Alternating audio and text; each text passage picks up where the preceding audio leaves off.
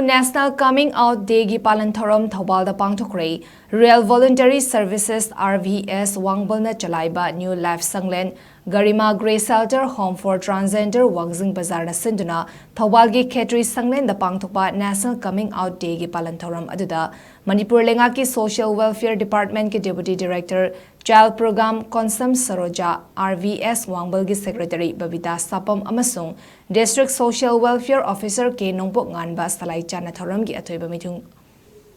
Thouram mapu amasung akhanaba mithung oina sarugya ki Thouram aduda RIMS ki Department of Clinical Psychology ki Assistant Professor Dr. L Roshan na Understanding Transgender and Gender Diaspora Haiba Hiramda